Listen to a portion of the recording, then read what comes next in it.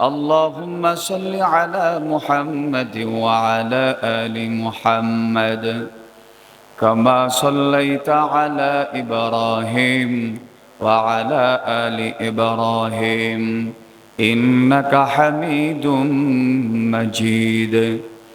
اللهم بارك على محمد وعلى آل محمد كما باركت على إبراهيم وعلى آل إبراهيم إنك حميد مجيد. لا إله إلا الله لا إله إلا الله لا إله إلا الله محمد رسول الله. سبحانك لا علم لنا إلا ما علمتنا إنك أنت العليم الحكيم.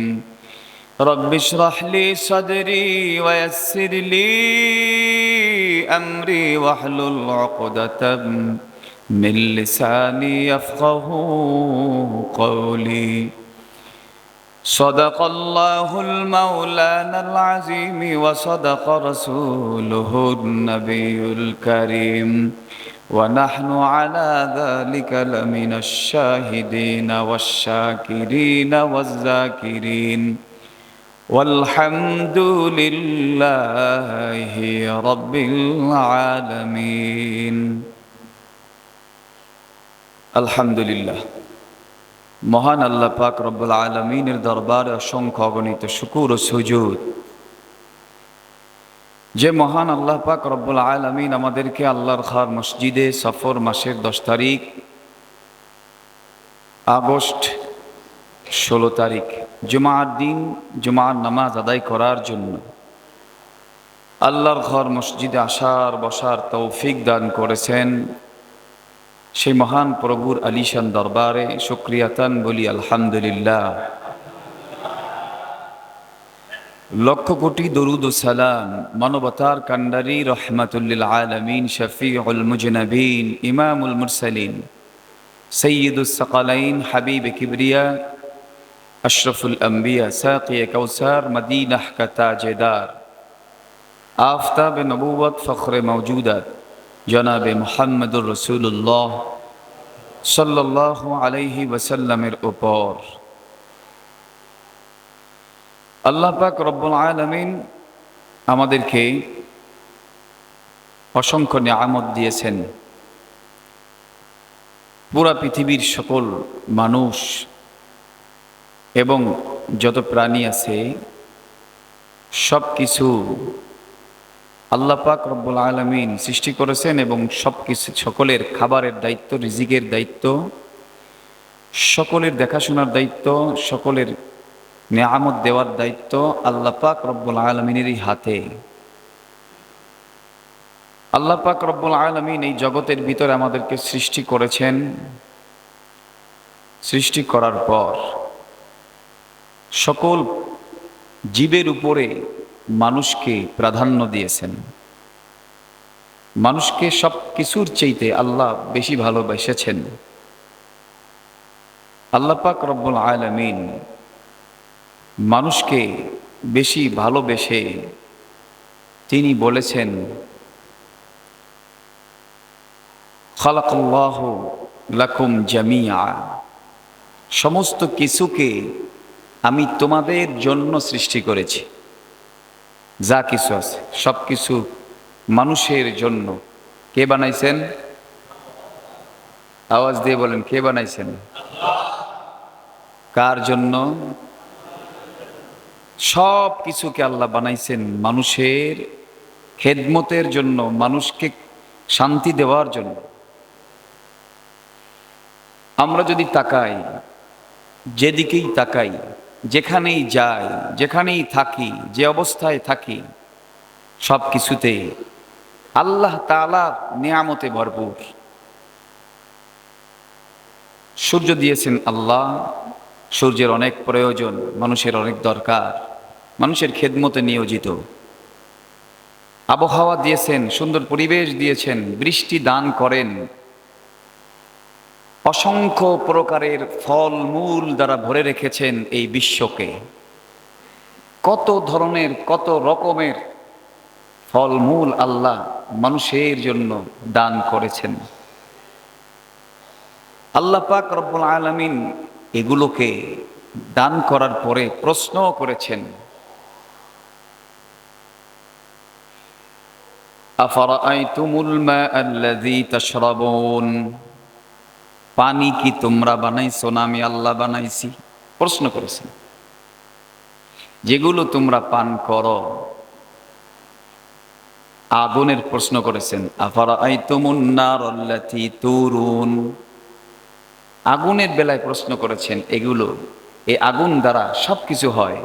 পৃথিবীতে যত কিছু মানুষ করে সব কিছুতে আগুন লাগে। আপনার আমার জামা তৈরি করতে আগুন লেগেছে, সেলাই করতে হয়েছে, যে জিনিস দ্বারা সেলাই করেছেন সেই জিনিসের ভিতরে আগুন দরকার হয়েছে। সুই বানাতে আগুন লেগেছে। আগুন ছাড়া আমার আপনার খাদ্য পেটে ঢোকে না। আগুনের অনেক প্রয়োজন। জ্বালানি না হলে মানুষ চলতে পারে না। কে দিয়েছেন? সবাই বলেন, কে দিয়েছেন? আফরাআইতুমুন নারাল্লাতী তুরুন আআনতুম আনশাতুম শাজারাতাহা, এই যে অনেক মানুষ আমরা আগুন জ্বালানোর সময় কাঠের প্রয়োজন হয়, এই কথাও আল্লাহ বলেছেন। তোমরা যে লাকড়ি বানাও, এই লাকড়ির জন্য যে গাছের থেকে লাকড়ি বানাও, এই গাছগুলো তোমরা সৃষ্টি করেছো না আমি আল্লাহ সৃষ্টি করেছি? কে সৃষ্টি করেছেন? মহাব্বতের সাথে বলেন, কে সৃষ্টি করেছেন? আফরাআইতুমুন নারাল্লাতী তুরুন আআনতুম আনশাতুম শাজারাতাহা আম নাহনুল মুনশিউন। এভাবে অসংখ্য নিয়ামতের কথা বিভিন্ন সূরায় আল্লাহ বলেছেন। আল্লাহ পাক রব্বুল আলামিন সবকিছুই তো দিলেন। হাত দিয়েছেন, সুন্দর দুইটা হাত দিয়েছেন। কত মানুষের হাত নাই। সুন্দর দুইটা চক্ষু দান করেছেন, কত মানুষের চোখ নাই। সুন্দর করে দেহকে সৃষ্টি করে দিয়েছেন। এগুলোকে লালন পালনের জন্য যা কিছু প্রয়োজন খাবার দাবারের সব কিছুর ব্যবস্থা করে দিয়েছেন। পৃথিবীতে নতুন নতুন অসুস্থতা আসবে, রোগ হবে, এগুলোর জন্য আল্লাহ পাক রব্বুল আলামিন পৃথিবীর সূচনা লগ্ন থেকেই এই ওষুধের সৃষ্টি আল্লাহ করে রেখেছেন। এই ডায়াবেটিস পৃথিবীতে আগে ছিল না, এখন আছে, কিন্তু ডায়াবেটিসের ঔষধ আল্লাহ আগেই সৃষ্টি করে রেখেছেন। আমরা শুধুমাত্র আবিষ্কার করে থাকি।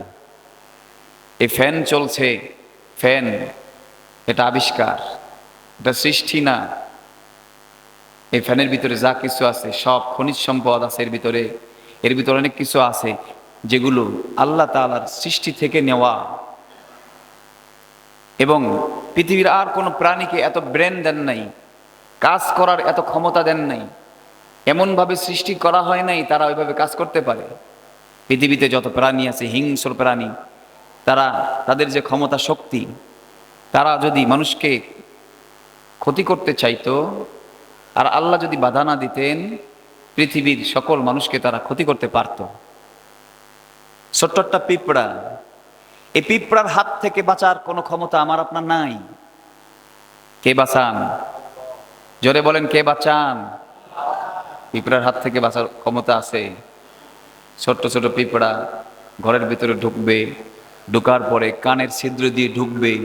কিভাবে ঠেকাবেন? ঘুমায় আছেন, ঠেকানোর কোনো কায়দা নাই।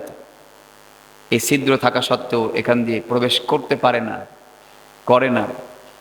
এগুলো সব আল্লাহ তাআলার নিয়ামত। আল্লাহ পাক রব্বুল আলামিন এত নিয়ামত দিয়েছেন। নিয়ামত দেওয়ার পরে আল্লাহ বলেন, ইয়া আইয়ুহাল্লাযীনা আমানু, হে ঈমানদারেরা, ইয়া আইয়ুহান নাসুত্তাকু, হে মানুষেরা, তোমরা আল্লাহকে ভয় করো। পৃথিবীর কোনো কিছুকে ভয় করতে হবে না। কাকে ভয় করতে হবে? আল্লাহকে ভয় করো। পৃথিবীর আর কাউকে ভয় করার দরকার নাই। আর আল্লাহ তাআলার হুকুম পালন করো, তাহলেই তোমাদের মুক্তি হবে। পৃথিবীর আর কাউকে তোমাদের কারো গোলামি করতে হবে না। মানুষ মানুষের গোলাম হবে না। মানুষ মানুষের গোলামি করতে হবে না। সকল মানুষ গোলামি করবে একমাত্র কার? আল্লাহর। আল্লাহ পাক রব্বুল আলামিনের ঘোষণার পরে দেখা গেল যুগে যুগে তারপরেও মানুষ নাফরমানি করে, আল্লাহ তাআলার অবাধ্য হয়। অবাধ্য হওয়ার পরে এই যে অবাধ্য হলো, আল্লাহ তাআলা ইচ্ছা করলে সকল মানুষকে জোর করে হেদায়েত দিতে পারতেন। কিন্তু আল্লাহ তাআলার নিজাম হলো দুনিয়াটা এখান থেকে কামাই করে নিতে হবে, পরীক্ষার জায়গা। জোর করে কাউকে দিনের পথে আনা হবে না। কোন মানুষ যদি সিনেমায় যায়, আল্লাহ পাকের কোনো নিয়ম নাই, সিস্টেম আল্লাহ করেন নাই। সিনেমায় যাচ্ছে, তাকে আটকায়া দাও, ফেরেশতা দিয়ে আটকায়া দাও, কোনো সিস্টেম আল্লাহ করেন নাই। কেউ যদি নামাজে আসে, আল্লাহ পাক রব্বুল আলামিন নামাজিকে বাধা দেওয়ারও কোনো সিস্টেম রাখেন নাই। তুমি ভালো মন্দ যা কিছু করো, আল্লাহ পাক রব্বুল আলামিনের দপ্তরে সব লেখা হবে। ভালো করলেও লেখা হবে, খারাপ করলেও লেখা হবে। দুনিয়ার জিন্দেগি শুরু হওয়ার পর থেকে নিয়ে নিঃশ্বাস চলে যাওয়ার আগ পর্যন্তই শুধু তোমার পাওয়ার। তোমাকে ক্ষমতা দেওয়া হলো ভালো করতে পারো, মন্দ করতে পারো। এতটুকু সময় তোমাকে দেওয়া হয়েছে। মন্দ করলে তোমার হিসাব হবে, আর ভালো যদি করো, ভালোর সঠিক হিসাব হবে। আল্লাহ বলেন, ফামাইয়ামাল মিসকালা যাররাতিন খায়রান ইয়ারাহ, সামান্য পরিমাণেরও যদি ভালো কাজ কেউ করে, ওই সামান্য ভালো কাজও আল্লাহ পাক রব্বুল আলামিন দেখাবেন। ওয়ামান ইয়ামাল মিসকালা যাররাতিন শাররান ইয়ারাহ, কেউ যদি সামান্য পরিমাণের অন্যায় কাজ করে, ভুল করে, ওইটাকেও আল্লাহ পাক রব্বুল আলামিন দেখাইবেন। আল্লাহ পাক রব্বুল আলামিন কোরআনের অন্য আয়াতে বলেছেন, এই যে এত নিয়ামত দান করেছি, এগুলো খাওয়ার পরে, আমার সবকিছু ভোগ করার পরে মানুষ কেন অন্যায় করে? অন্যায় যতই করুক সমস্ত কিছুরই হিসাব লিখিত হয়ে গেছে। এমন একটা কিতাব দেওয়া হবে, ওই যে বাজারে কিতাব কিনতে পাওয়া যায়, বই পুস্তক কিনতে পাওয়া যায়, ওখানে ইতিহাস লেখা থাকে। আর আমাদেরকে এমন একটা কিতাব দেওয়া হবে, ওই কিতাবের ভিতরে আপনি কাকে গালি দিয়েছেন, কাকে আপনি ধমক দিয়েছেন, কার টাকা চুরি করেছেন, কখন মিথ্যা বলেছেন, কোন সময় কার গীবত করেছেন, কোন সময় নামাজ কাজা করেছেন, কোন সময় আপনি মানুষের উপরে জুলুম করেছেন, কোন সময় স্ত্রীর উপরে অন্যায়ভাবে প্রহার করেছেন, নির্যাতন করেছেন, কখন সন্তানের উপরে নির্যাতন করেছেন, কি কাজ করেছেন, সম্পদ অর্জন করার পরে ওই সম্পদগুলো কোথায় ব্যয় হয়েছে, আবার সম্পদ উপার্জন কিভাবে করেছেন, সব কিছু আল্লাহ ওই কিতাবের ভিতরে লিখে আপনার হাতে দিয়ে দিবেন। এই কথাটাও কোরআনে আল্লাহ বলেছেন, মালি হাদাল কিতাব। আল্লাহ বলেন, কিয়ামতের ময়দানে মানুষগুলো যখন ওই কিতাবটা হাতে পাবে, তখন মানুষ আফসোস করবে, হায় হায়, এটা আবার কেমন কিতাব? মালি হাদাল কিতাবি লা ইউগাদিরু সগীরাতাও ওয়ালা কাবীরাতান ইল্লা আহসাহা। ছোট্ট ছোট্ট একটা কাজ করেছিলাম, অন্যায় কাজ করেছিলাম, ছোট্ট একটা ভালো কাজ করেছিলাম, ওই লেখা, ওই কাজের কথাও দেখি এই কিতাবে লেখা আছে। মানুষ সেদিন সেই কিতাবটা পড়ে কি করতে পারবে? বুঝতে পারবে। সে কথাও আল্লাহ বলেন, মা লিহাদাল কিতাবি লা ইউগাদিরু সগীরাতাও ওয়ালা কাবীরাতান ইল্লা আহসাহা। কিতাব পড়েই বুঝতে পারবে সে জান্নাতে যাবে না জাহান্নামে যাবে। মনে করেন লেখা আছে তুমি হত্যাকারী, তুমি অমক অন্যায়কারী, এখন এই অন্যায়ের সাজা সবাই পাবে। কিতাবটা পড়েই সে বুঝতে পারবে আমার তো এই অন্যায়গুলো লেখা আছে, আর আমার ভালো কাজের সংখ্যা একেবারেই নাই, সুতরাং আমি তো এখন কোথায় যাব। সে নিজেই বুঝতে পারবে সে জান্নাতে যাবে না জাহান্নামে যাবে। আল্লাহ পাক রব্বুল আলামিন দুনিয়ায় আসার আগে আর দুনিয়া থেকে যাওয়ার পরে, যাওয়ার আগ মুহূর্ত পর্যন্ত একটা শক্তি দিয়েছেন, কিন্তু এর আগে এবং এর পরে সম্পূর্ণভাবে আল্লাহ তাআলার নিয়ন্ত্রণে। আগে এবং পরে, অর্থাৎ জন্মের আগে এবং মৃত্যুর পরে, মৃত্যু থেকে শুরু করে পরবর্তী জীবন সম্পূর্ণ কার হাতে? জোরে বলেন কার হাতে?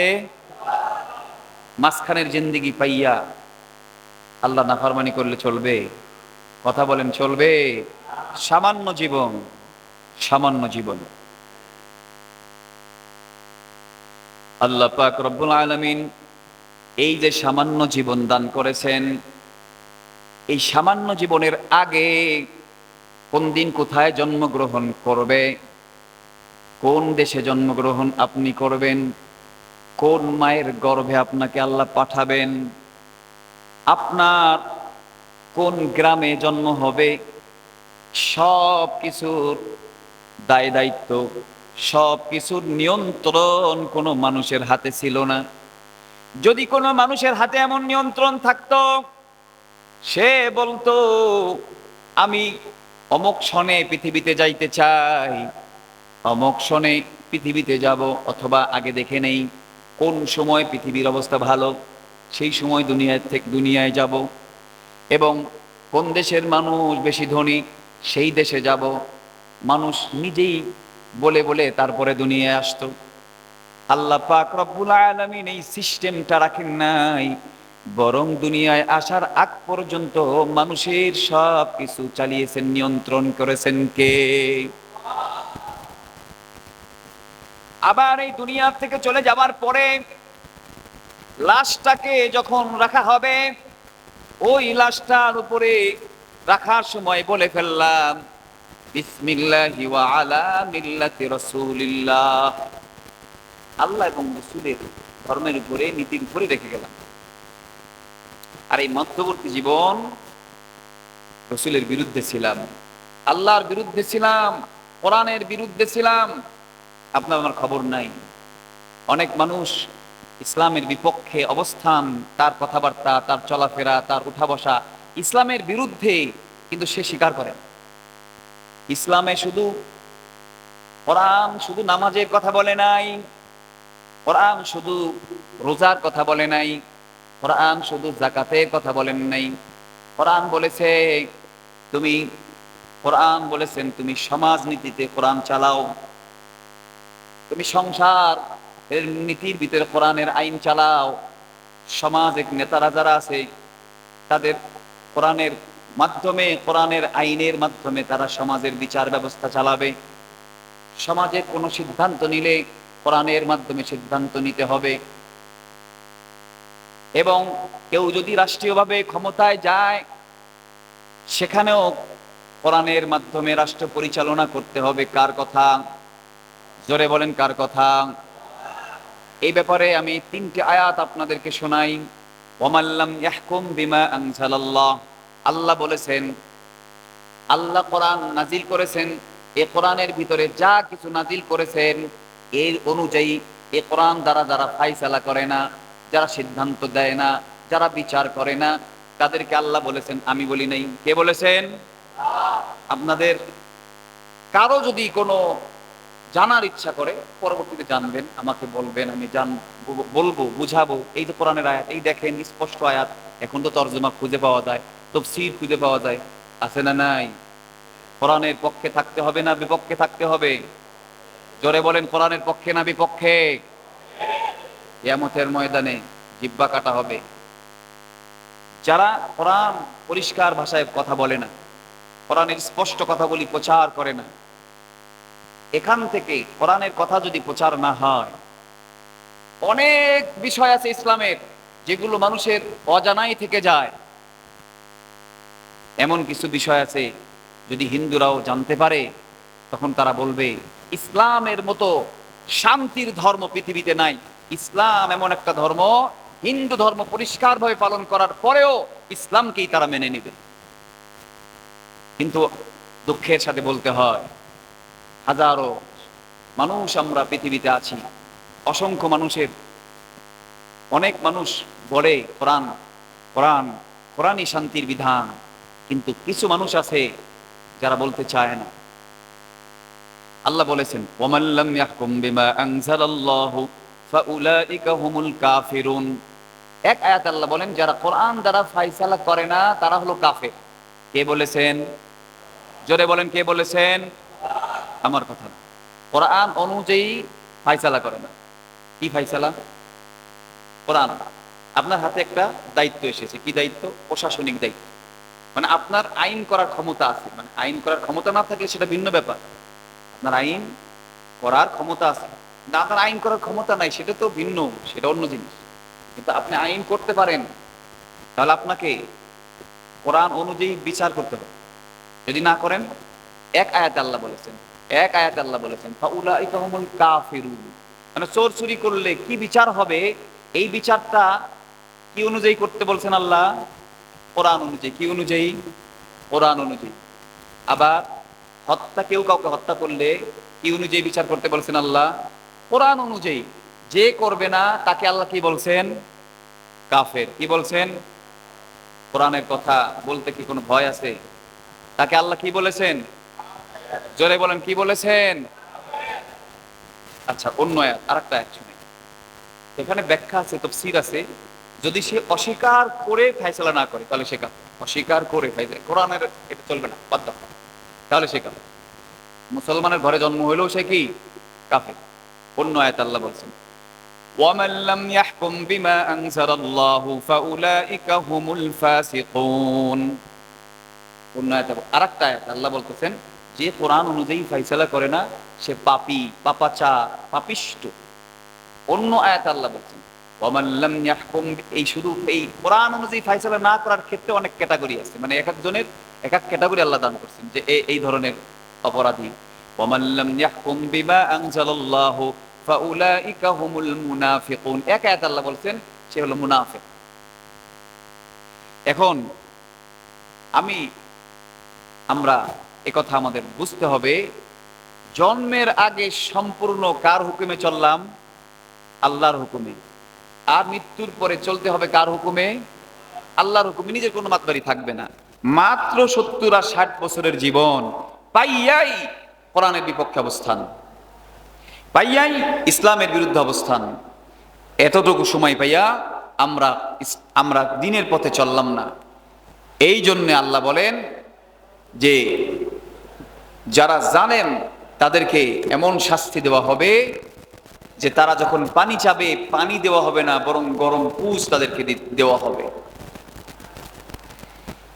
আল্লাহ পাক রব্বুল আলামিন মানুষের, কোরআন মানুষকে অধিকার দিয়েছে,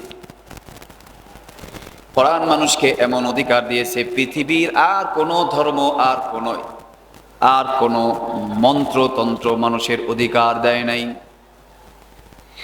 মানুষের অধিকার বলেন, মানুষ শুধু মুসলমান না, হিন্দুরাও মানুষ, খ্রিস্টান মানুষ, বৌদ্ধ মানুষ, পৃথিবীতে যত ধর্ম আছে সবাই মানুষ। মানুষের অধিকার আল্লাহ পাকের কোরআন ইসলাম যতটুকু দান করেছে পৃথিবীর আর কোনো তন্ত্র মন্ত্র মানুষের অধিকার এতটুকু দেয় নাই।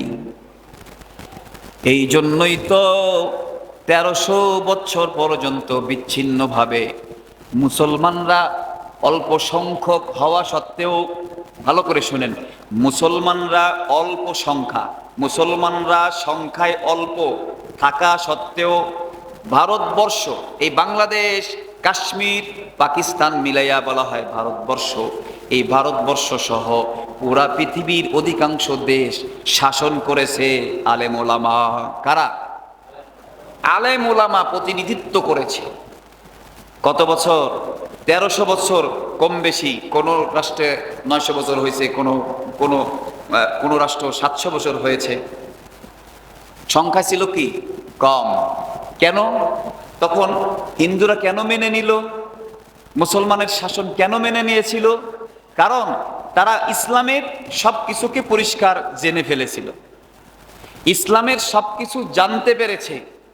তারা যখন জানতে পেরেছে যে মুসলমান হওয়াটাই বিধর্মীদেরকে নিরাপত্তা দেওয়ার বড় হাতিয়ার, যে মুসলিম সে বিশ্বাস করে কারো উপরে জুলুম করা যাবে না, মুসলমান হওয়ার সাথে সে বিশ্বাস করে কারো উপরে জুলুম করা যাবে না। কোন সংবিধান মুসলমানদেরকে পাহারাদার বানায় নাই, ইসলাম পাহারাদার বানাইছে। বলেন সুবহানাল্লাহ। আমরা আপনারা জুলুম করি না মুসলমান হওয়ার কারণে, ইসলাম ধর্মের কারণে। কথা ঠিক না বেঠি? ইসলাম ধর্মের কারণে। যুদ্ধের ময়দানেও ইসলাম ধর্মের কথা স্মরণ করার কারণে শত্রুপক্ষের যদি শিশু পাওয়া যায় আর নারী পাওয়া যায়, তাকেও মুসলমানরা হত্যা করে না, মুসলমান হওয়ার কারণে, ইসলামের কারণে। এই বিষয়গুলো যখন তারা বুঝতে পেরেছিল, তখন তারা ইসলামের সুশীতল ছায়াতলকেই তারা মেনে নিয়েছিল। তারা যখন জানতে পেরেছিল যদি হিন্দুর ঘরে কোনো মুসলমান গিয়ে চুরি করে, তাহলে বিচার হয় মুসলমানের বিপক্ষে, চোরের বিপক্ষে বিচার হয়, হিন্দুর পক্ষে বিচার হয়। এ কথা যখন তারা জানতে পেরেছে, তখন ইসলামের শাসনকেই তারা চাইছে, বারবার বলছে আপনাদের শাসনের মধ্যেই আমাদের শান্তি। তারা যখন জানতে পেরেছিল যে মন্দির ভাঙা ইসলামের কাজ না, বরং নিরাপত্তা দেওয়া মুসলমানদের কাজ, মুসলমানরা তাদেরকে নিরাপদ রাখবে, তাদের ধর্ম পালনের কোনো বাধা নাই। আল্লাহ কোরআনেও পরিষ্কার ভাষায় বলছেন, লা ইকরাহা ফিদ্দীন, জবরদস্তি নাই কোনো দিনের ভিতরে। আল্লাহ অন্য আয়াতে বলেন, অকুলিল হাক্কু মির রব্বিকুম ফামান শাআ ফালইউমিন ওয়া মান শাআ ফালইয়াকফুর। সত্য প্রকাশিত হয়েছে, সুতরাং যে ঈমান আনবে, আবার তার ইচ্ছা, যার ইচ্ছা সে কুফরি করবে। আল্লাহ বলেন, তুমি কি আল্লাহ রসুলকে বলেন তুমি নসিহত করো, বয়ান করো, বুঝাও, কিন্তু তোমাকে দারোয়ান বানানো হয় নাই, তোমাকে জবরদস্তি করে কাউকে বানানো হয় নাই। হাদিসে এসেছে, যেই জাতিরা মদ খায়, যেই জাতি মদ খায়, সে যদি যাদের যে সমস্ত ধর্মীয়, যেমন হিন্দু খ্রিস্টান, এদের মধ্যে যদি মদ খাওয়া, এদের নিকট মদ যদি এদের প্রিয় হয়, বা মদ খাওয়াটা এদের ধর্মে থাকে, বা শুয়োর খাওয়াটা এদের ধর্মে থাকে, হাদিসে স্পষ্ট কথা, ওদেরকে শুয়োর খাইতে এবং মদ খাইতে বাধা দেওয়া যাবে না। বলেন ইসলাম কত অধিকার দিয়েছে। এই বিষয়গুলো যখন তারা জানতে পেরেছে, তারা ইসলামের ছায়াতলে এসেছে। ইসলাম ছাড়া কেউ অধিকার আদায় করে না। এবং হত্যার ব্যাপারে আল্লাহ কি বলেছেন, মান কতালা নাফসাম বিগাইরি নাফসিন ফাকান্নামা কতালান নাস। আল্লাহ বলেছেন কতালান নাস জামিআ।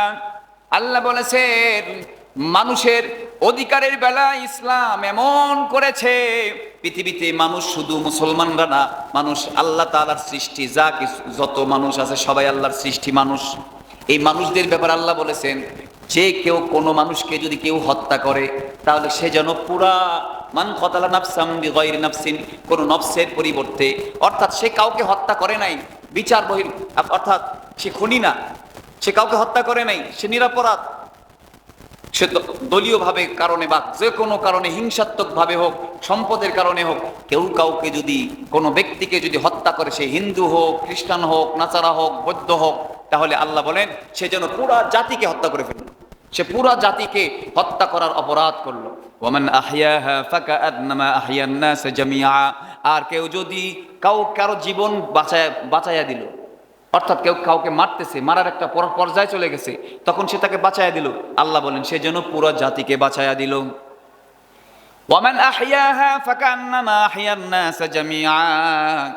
এভাবে আল্লাহ রাসূল হাদিসে বলেছেন, মান কতালা মুআহিদান লাম ইয়ারিহ রিহাতাল জান্নাহ ওয়া ইন্না রিহাহা লা ইউজাদু মিন মাসিরাতি 40 আমান। কেউ যদি কোনো চুক্তিবদ্ধ ব্যক্তিকে অন্যায়ভাবে হত্যা করে, কোনো বিধর্মীকে হত্যা করলো, অর্থাৎ চুক্তিবদ্ধ মানে এই রাষ্ট্রকে সে মেনে নিয়েছে, স্বাধীনভাবে এখানে আছে, তাকে গিয়ে হত্যা করলো, ধর্মীয় কারণে হোক, যে কারণে হোক হত্যা করলো, আল্লাহ পাক রব্বুল আলামিনের রসুল বলেছেন, এটা বুখারী শরীফের হাদিস, রসুল বলেছেন সে জান্নাতের ঘ্রাণও পাবে না, সে জান্নাতের ঘ্রাণও পাবে না। জোরে বলেন নাউজুবিল্লাহ। আর আপনি যদি জান্নাতি না পান তাহলে পাইলেনটা কি? দুনিয়ার হাজারো বিল্ডিং এর মালিক হয়ে কোনো লাভ নাই। যদি আল্লাহ আপনারে জান্নাত না দেয়, আপনার মতো কপাল পোড়া দুনিয়ার বুকে আর কেউ নাই। মুসলমান হইয়া কেউ যদি কাউকে হত্যা করে, সে যদি হিন্দুও হয়, হিন্দুকেও যদি হত্যা করে, আল্লাহ রসুল বলেছেন সে জান্নাতের ঘ্রাণও পাবে না। আর জান্নাতের ঘ্রাণ 40 বছরের তারা দূরের রাস্তা থেকে জান্নাতের ঘ্রাণ পাওয়া যায়। অর্থাৎ 40 বছর পর্যন্ত দ্রুতগামী কোনো যানবাহনে যদি কেউ চলে, যত দূর যাইতে পারে এত দূর থেকে জান্নাতের ঘ্রাণ মানুষ পাইতে থাকবে। সুবহান। তাহলে জুলুম, হত্যা, এটা অন্যায়ভাবে কাউকেই করা যাবে না। যারা অন্যায় করেছে তাদের বিচার হবে, কিন্তু যারা অন্যায় করে নাই, সে পুলিশ হোক, আর্মি হোক, বিডিআর হোক, হিন্দু হোক, খ্রিস্টান হোক, যেই হত্যা করবে তার ঈমান নিয়ে বাঁচা বড় কঠিন। তার পরকালে আল্লাহর কাছে তার দায়বদ্ধতা থাকবেই, সে যাকেই হত্যা করবে। এই জন্যে আমি যে আলোচনা করছি সেটা হলো অধিকার। ইসলাম মানুষের অধিকার দিয়েছে, ধর্মীয় স্বাধীনতা দিয়েছে ইসলাম। আল্লাহ পাক রব্বুল আলামিন উচ্ছৃঙ্খল জাতিকে পছন্দ করেন না। আল্লাহ রব্বুল আলামিন অন্য আয়াতে বলেন, ওয়ালা তাকতুলুন নাফসাল্লাতী হারামাল্লাহু ইল্লা বিল হক। যাকে আল্লাহ হারাম করেছেন হত্যা করা, খবরদার তাকে তোমরা হত্যা করো না। অন্য হাদিস আল্লাহ রসুল বলেছেন, আবু দাউদ শরীফের হাদিস, আল্লাহ রসুল বলেছেন, যদি কেহ কোনো বিধর্মীকে কষ্ট দেয়, বিধর্মীর উপরে জুলুম করে, কাল কিয়ামতের ময়দানে অন্যায়ভাবে তার সম্পদকে, তার সন্তুষ্ট ছাড়া সম্পদ গ্রহণ করে এবং তাকে কষ্ট দেয়, এই কথাগুলো আল্লাহ রসুল বলছেন যে তাকে কষ্ট দেয়, জুলুম করে, অন্যায়ভাবে তার থেকে তার সন্তুষ্ট চিত্ত ছাড়া তার সম্পদ গ্রহণ করে, কিয়ামতের দিন আমি আল্লাহ এর বিরুদ্ধে দাঁড়াবো। জোরে বলেন নাউজুবিল্লাহ। সে হিন্দু হোক, সে মানুষ, ইসলাম এই শিক্ষা দিয়েছে, সে মানুষ। সুতরাং ইসলামের পরিপূর্ণতা আমাকে আপনাকে জানতে হবে, বুঝতে হবে, প্রচার করতে হবে। ইসলাম মানুষকে শান্তির দিকে ডাকে। দেখেন আরো কত সুন্দর কথা আল্লাহ পাক কোরআনে বলেছেন, ওয়ালা তাসুবুল্লাযীনা ইয়াদউনা মিন দুনিল্লাহ, সূরা আনআমের 108 নম্বর আয়াত। আল্লাহ বলেছেন, তোমরা খবরদার যারা বিধর্মী তাদের দেবদেবীদেরকে, মূর্তিদেরকে গালি দিও না। ওয়ালা তাসুবুল্লাযীনা ইয়াদউনা মিন দুনিল্লাহ, যারা ডাকে ওদেরকে গালি দিও না। তাহলে কি করবে তারা? তারা তোমাদের আল্লাহকে গালি দিবে। জোরে বলেন নাউজুবিল্লাহ। এই গালি দেওয়া, কাউকে কষ্ট দেওয়া, এই ইসলাম এই শিক্ষা দিয়েছে? জোরে বলেন ইসলাম এই শিক্ষা দিয়েছে? মুসলমান হিসেবে আপনি আমি বুক ফুলিয়ে বলতে পারি যে ইসলাম আপনাকে সারা পৃথিবীর সকল মানুষকে নিরাপত্তা প্রদান করে থাকে। আল্লাহ পাক রব্বুল আলামিন অন্য আয়াতে বলেছেন, ইয়া আইয়ুহাল্লাযীনা আমানুত্তাকুল্লাহ। আল্লাহ পাক রব্বুল আলামিন মানুষের অধিকার, সমস্ত মানুষের অধিকারকে প্রতিষ্ঠা করার কথা বলেছেন। সুতরাং আমরা ইনশাআল্লাহ কারো উপরে জুলুম করব না, কারো উপরে অত্যাচার করব না, কোনো মানুষের উপর অত্যাচার করব না। যদি অত্যাচার করি, সে যে হোক না কেন, আপনাকে আল্লাহর কাঠগড়ায় দাঁড়াতেই হবে। আল্লাহ পাক রব্বুল আলামিন আমাকে আপনাকে এই ইতিহাস থেকে এই শিক্ষাও দিয়েছেন যে একটা কুকুরকে পানি পান করানোর জন্য, সাধারণ একটা কুকুর, সে মানুষ না, একটা কুকুর, জানোয়ার, একটা কুকুরকে পানি পান করানোর জন্য একজন গুনাহগার জাহান্নামী নারীকে আল্লাহ পাক রব্বুল আলামিন জান্নাতে নেওয়ার ঘোষণা দিয়েছেন। বলেন সুবহানাল্লাহ।